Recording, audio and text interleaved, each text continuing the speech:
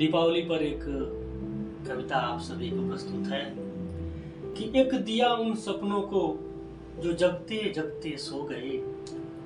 एक दिया उन सपनों को जो जगते जगते सो गए। एक दिया उन कदमों को जो भीड़ में चलकर खो गए, जो भीड़ में चलकर खो गए। एक दिया उन अंधेरों को जो दिल में छुप कर बैठे हैं। एक दिया उन अंधेरों को जो दिल में छुप कर बैठे हैं।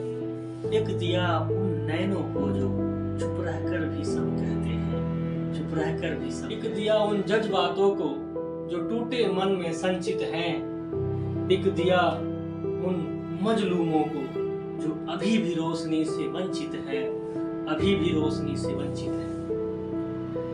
एक दिया ऐसा भी जलाना, अरे एक दिया ऐसा भी जलाना जिसमें न कोई नुमाइश हो।